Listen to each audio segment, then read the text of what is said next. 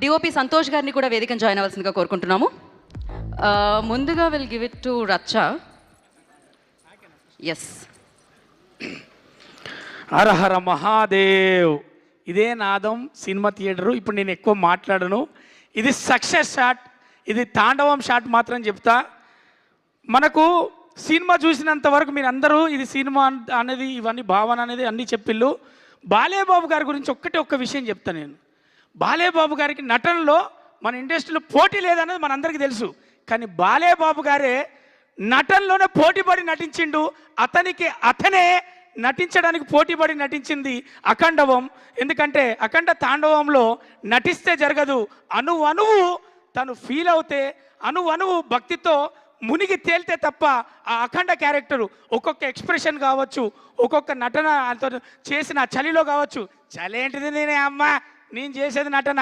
ఒకటే చెప్తున్నా, తెలుగు మన టాలీవుడ్లో నందమూరి రాముడు, మనకు నందమూరి తారక రాముడు ఎలా అయితే బాధ్యతగా మనకు సినిమాలు అందించాడో, తన తనయుడుగా సినిమాలు అది సాంఘికమైన అది ఏ పాత్రలైనా చేస్తూ ఈరోజు అఖండ తాండవం ద్వారా అతనికి కావలసిన స్థానంలో కూర్చొని మన చేత గౌరవింపబడుతున్నాడు.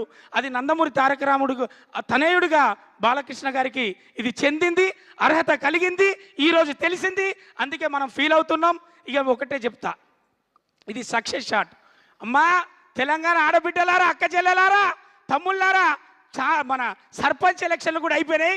ఇక మీరు కదిలి సినిమా థియేటర్లో పోతే ఈ సినిమాని గెలిపిస్తే మన అందరం కూడా సినిమా కాదమ్మా ఇది మన పిల్లలకు, మన ఆడబిడ్డలకు, మన తల్లిదండ్రులకు అందరితో పాటు చూసే ఒక బాధ్యతతో కూడినటువంటి సినిమా మనకు బాలయ్యబాబు గారు, బోయపాటి గారు, తమన్ గారు ముగ్గురు కలిసి మనల్ని అందరికీ ఏం చెప్పాలో, ఏది చెప్పాలో, ఇప్పుడు కాకపోతే ఇంకెప్పుడు చెప్తాం, ఇది కాకపోతే ఇంకేది చెప్తాం అని ఒక భావనతోటి మనకు అందించినటువంటి చిత్రాన్ని మనమే చూడాలి, మనమే విజయవంతం చేయాలి.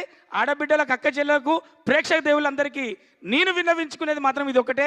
Thank you so much. Thank you so much. ఎప్పుడు ఫన్ జనరేట్ చేస్తూ ఉంటారు మీరు, కాకపోతే ఎమోషనల్గా చూసాం ఈ సినిమాలో. సో చాలా బాగా చేశారు.